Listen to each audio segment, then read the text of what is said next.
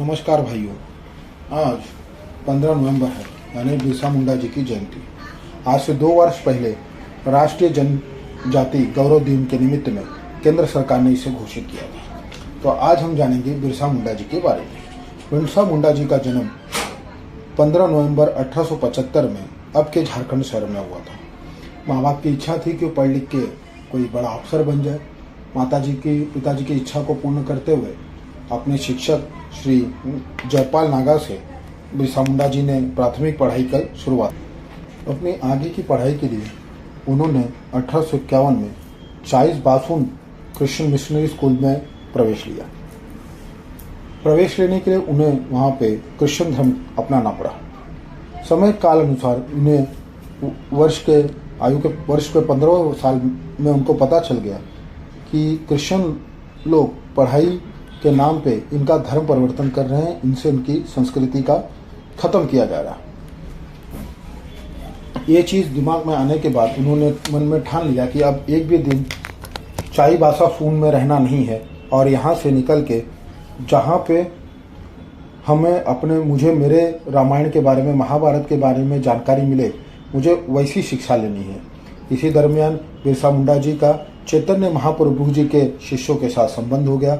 उन्होंने उनसे भजन कीर्तन प्रभावित होकर उन्होंने अपने धर्म, अपने संस्कृति को पहचाना, मांस आहार बंद कर दिया और धीरे धीरे बिरसा मुंडा जी एक आदिवासी क्रांतिकारी नेता, एक भारत देश स्वतंत्र सेनानी के रूप में पहचाने जाने लगे। बिरसा मुंडा जी ने एक आंदोलन धरती के अपने ज़मीन के लिए किया, जिसके वजह से आदिवासी एक्ट ये लागू हुआ। इसमें कोई भी आदिवासी ज़मीन को कोई भी सर्वसाधारण इंसान डायरेक्टली या इनडायरेक्टली खरीद नहीं सकता। इसी के चलते उन्हें धरती का आभा, यानी मराठी में धरती का आभा और हिंदी में उसका मतलब होता है कि धरती के पिताजी, ये पदवी से लोग जानने लगे। बिरसा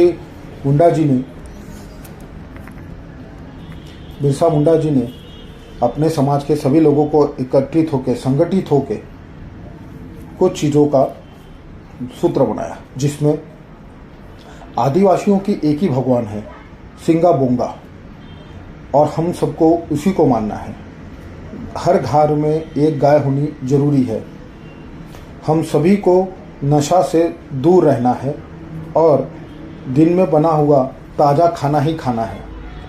बिरसा मुंडा जी स्वतंत्र सेनानी के साथ एक स्वच्छता प्रेमी भी थे। उन्होंने हमेशा स्वच्छता के लिए काफ़ी जोर दिया। सबको घर में, आस पड़ोस में स्वच्छता रखने के लिए वो हमेशा सग्र करते।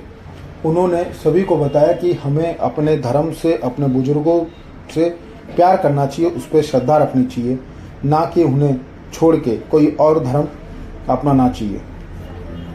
हफ्ते में गुरुवार के दिन जो हमारे भगवान है सिंगा बोंगा जी, उनका पूजा करना चाहिए और उस दिन खेत पे हल नहीं चलाना चाहिए। ये कुछ ऐसी चीज़ें थीं जिसे बिरसा मुंडा जी ने अपने जीवन में अपनाया। बिरसा मुंडा जी के अंत के काम को देखते हुए क्रिश्चियन मिशनरियों ने उनके खिलाफ अंग्रेज सरकार को एक शिकायत की, जिसके बाद उनको गिरफ्तार कर लिया गया। उनकी गिरफ्तारी अपने ही कुछ लोगों की गद्दारी की वजह से हुई। बिरसा मुंडा जी के अंत समय में उनके ऊपर 500 रुपये का एक इनाम रखा गया था, जिसको पाने के लिए अपने ही लोगों ने उनकी जानकारी अंग्रेजी हुकूमत को दे दी, जहाँ पे बाद में उनको खाने में जहर दे के 9 जून 1900 में उनका देहांत हो गया। और इस तरीके से भारत माता का एक वीर सपूत, एक जिसने सशस्त्र लड़ाई की शुरुआत की, बिरसा मुंडा जी पंचतत्व में विलीन हो गए। उम्मीद है मेरा एक छोटा सा प्रयास आप सभी को पसंद आया होगा। अगर ये जानकारी आपको थोड़ी भी पसंद आई हो तो कृपया करके चैनल को लाइक करें और सब्सक्राइब करें।